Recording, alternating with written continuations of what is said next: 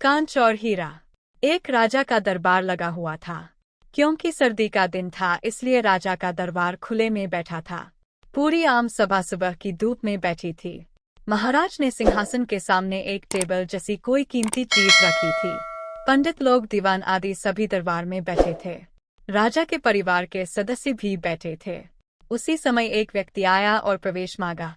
प्रवेश मिल गया तो उसने कहा, मेरे पास 2 वस्तुएं हैं। मैं हर राज्य के राजा के पास जाता हूँ और अपनी बात रखता हूँ, कोई परख नहीं पाता, सब हार जाते हैं और मैं विजेता बनकर घूम रहा हूँ। अब आपके नगर में आया हूँ।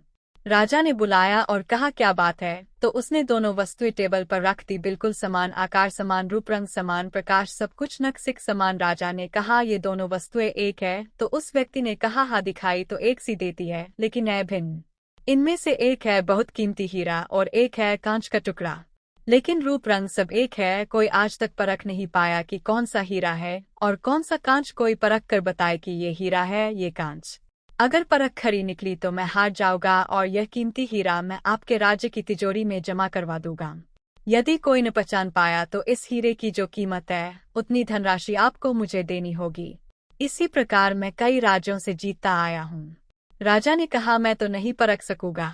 दीवान बोले, हम भी हिम्मत नहीं कर सकते क्योंकि दोनों बिल्कुल समान हैं। सब हारे, कोई हिम्मत नहीं जुटा पाया। हारने पर पैसे देने पड़ेंगे, इसका कोई सवाल नहीं, क्योंकि राजा के पास बहुत धन है। राजा की प्रतिष्ठा गिर जाएगी, इसका सबको भय था। कोई व्यक्ति पहचान नहीं पाया।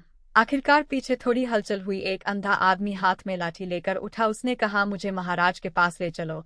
मैंने सब बातें सुनी हैं और यह भी सुना कि कोई परख नहीं पा रहा है। एक अवसर मुझे भी दो। एक आदमी के सहारे वह राजा के पास पहुंचा। उसने राजा से प्रार्थना की, मैं तो जन्म से अंधा हूँ, फिर भी मुझे एक अवसर दिया जाए जिससे मैं भी एक बार अपनी बुद्धि को परखूं और हो सकता है कि सफल भी हो जाऊं, और यदि सफल न भी हुआ तो वैसे भी आप तो हारे ही हैं। राजा को लगा कि इसे अवसर देने में क्या हर्ज है। राजा ने कहा, ठीक है। तो उस अंधे आदमी को दोनों चीजें छुआ दी गई और पूछा गया, इसमें कौन सा हीरा है और कौन सा कांच, यही परखना है। कथा कहती है कि उस आदमी ने 1 मिनट में कह दिया कि यह हीरा है और यह कांच। जो आदमी इतने राज्यों को जीत कर आया था वह नतमस्तक हो गया और बोला, सही है, आपने पहचान लिया, धन्य हो आप। अपने वचन के मुताबिक यह हीरा मैं आपके राज्य की तिजोरी में दे रहा हूँ। सब बहुत खुश हो गए और जो आदमी आया था वह भी बहुत प्रसन्न हुआ कि कम से कम कोई तो मिला परखने वाला। वह राजा और अन्य सभी लोगों ने उस अंधे व्यक्ति से एक ही जिज्ञासा जताई कि तुमने यह कैसे पहचाना कि यह हीरा है और वह कांच? उस अंधे ने कहा कि सीधी सी बात है मालिक, धूप में हम सब बैठे हैं।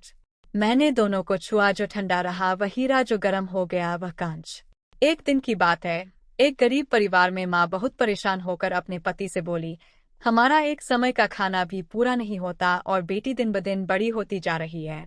गरीबी की हालत में उसकी शादी कैसे करेंगे? यह सुनकर बाप भी विचार में पड़ गया। दोनों ने दिल पर पत्थर रखकर एक कठोर फैसला किया कि अगले दिन बेटी को मारकर दफना देंगे।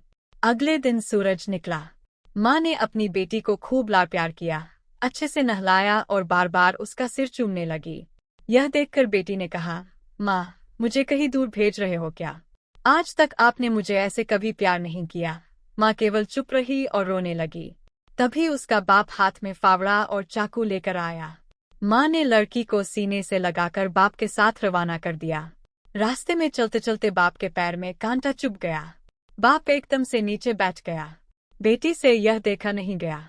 उसने तुरंत कांटा निकालकर अपनी फटी चुनरी का एक हिस्सा पैर पर बांध दिया। बाप और बेटी दोनों जंगल में पहुंचे। बाप ने फावड़ा लेकर एक गड्ढा खोदने लगा। बेटी सामने बैठी बैठी देख रही थी। थोड़ी देर बाद गर्मी के कारण बाप को पसीना आने लगा। बेटी बाप के पास आई और पसीना पोंछने के लिए अपनी चुनरी दी।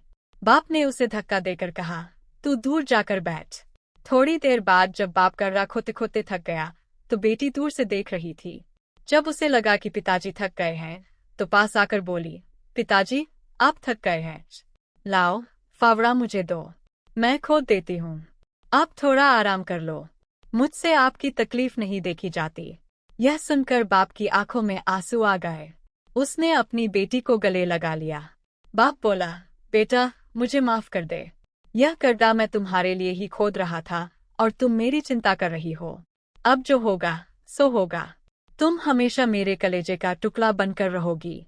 मैं खूब मेहनत करूंगा और तुम्हारी शादी धूमधाम से करूंगा। बेटी भगवान की अनमोल भेंट होती है। इसलिए कहा जाता है कि बेटा भाग्य से मिलता है और बेटी सौभाग्य से। बेटी का महत्व परिवार और समाज में अतुलनीय है। आइए हम सब मिलकर बेटियों का सम्मान करें और उन्हें स्नेह और आदर दें।